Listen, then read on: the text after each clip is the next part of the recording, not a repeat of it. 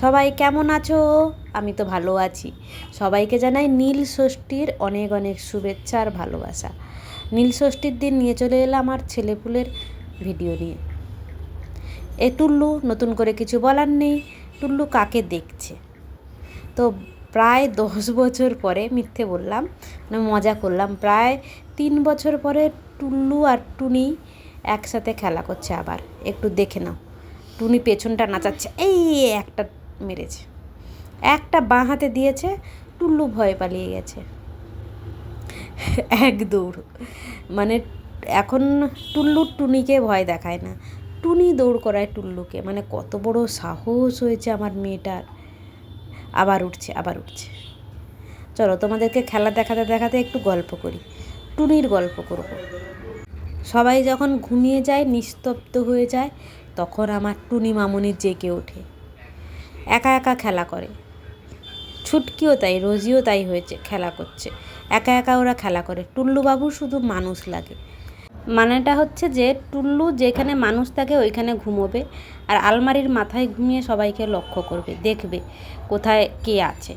মানুষ ছাড়া ঘুম আসে না, মানুষ ছাড়া খেলা হয় না। আমাদের উপর দিয়েই ওর লাফানো দরকার। এটা হচ্ছে টুল্লুর বৈশিষ্ট্য। আর টুনি দেখো খালি কোন দিক দিয়ে লাফ দেয় দেওয়ালে। কদিন ধরে দেওয়ালের সাথে খুব চলছে ওর এই ধরনের খেলা। খেলতে খেলতে একটা গোছানো বিছানা, যেটা গোছানো ছিল না ওটাকেও অগোছালো করে রেখে দিল।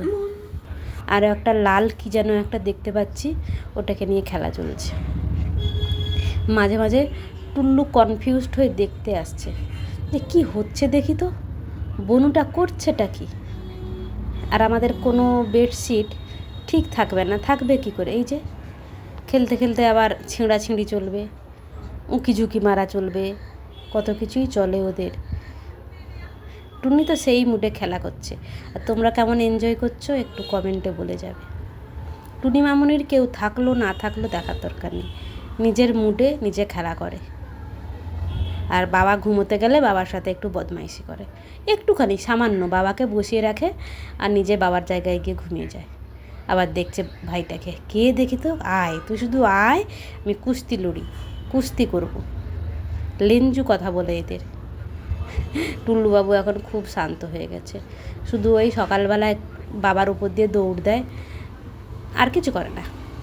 মানুষের উপর দিয়ে হাঁটাচলা করে, আর কিচ্ছু করে না।